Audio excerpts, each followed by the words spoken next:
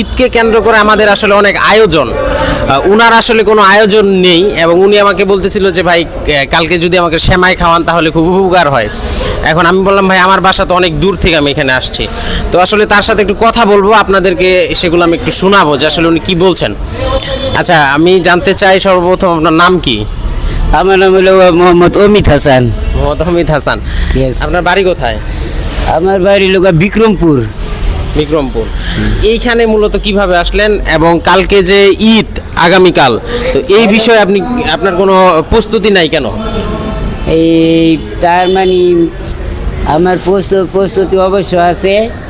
এই আমরা কুসমা হানিফ আমরা মা আরিফ ভাই, হ্যাঁ আমরা মানে আমরা এই মৌসা বেড়াইতেছি, হ্যাঁ বেড়াইতে আনার পরে লিসা বাড়ি আমরা ভাড়াইটা বিল্ডিংয়ে থাকি, হ্যাঁ বর্তমান ওখানে অবশিষ্ট। Thank you. তাহলে হচ্ছে আপনি কালকে কিভাবে ঈদ কাটাবেন? ঈদ কাটামো বর্তমানে আল্লাহ যেমনি রাখে সেমনি।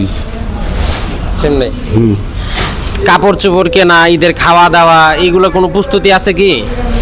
কাপড় চোপড় না না না এটা যদি বদলাই হয় তো মনে করে চাকরি ডিস্ট্রিক্ট লোক যদি খারাপ বোঝা যায় তো মনে করে চাকরির অবস্থায় মানে বড় লোক এটা খাওয়ান দরকার। ঠিক আছে, আপনার আশেপাশে এটা ঠিক আছে, এটা হচ্ছে বাইরে খাইব না, এটা আপনার ঘরে খেলেন। এটা আপনি রাত্রে ঘুমান কথা খাইলে টেলিভিশন এখন ঘুমান কথা রাইতে আমি না আপনার এরিয়ার মাঝে চক্ষু পরীক্ষা করানোর মতনে আমি একটা ভাষণ দিই, হ্যাঁ আল্লাহ পাক এই রিলের মধ্যে ইনশাল্লাহ আপনাকে আল্লাহ পাক ওভার করে দিব। ঠিক আছে, তো এর মধ্যে কিছু করলাম না, ঈদের মধ্যে শেষ। খোদা হাফেজ। জয় বাংলা, জয় বঙ্গবন্ধু। নাম আমার অমিত হাসান কিংবা সবুজ। আচ্ছা, এই যে জয় বাংলা জয় বঙ্গবন্ধু বললেন, এটা কেন বললেন আসলে? নো এটা আবার কেউ কিছু করলে তাদের দুর্ব্যবহার হয়। জয় বাংলা জয় বঙ্গবন্ধু স্লোগানটা কেন, কার এই স্লোগানটা বলেন তো? নো এটা জয় বঙ্গবন্ধু, এটা শেখ মুজিবুরের। আপনি তো দেখি বঙ্গবন্ধু শেখ মুজিবুর রহমানকে চিনেন। চিনি। দর্শক, আমি ওনার সাথে কথা বলে যতটুকু জানতে পারলাম, ওনাকে বলতেছে একটা, উনি মাঝে মধ্যে আসলে ঘুরাই ফেলতেছে কথা, তো আপনারা বুঝতে পারছেন আশা করি বিষয়টা।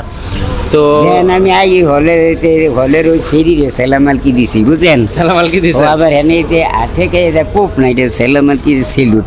শাকিব খানকে চিনেন? শাকিব এটা যাওয়ানারই না, মানে একটা কবরস্থানের দেখা গেল এমনি সেলুট দিয়ে করতে হয়, জিয়ারত করতে হয়।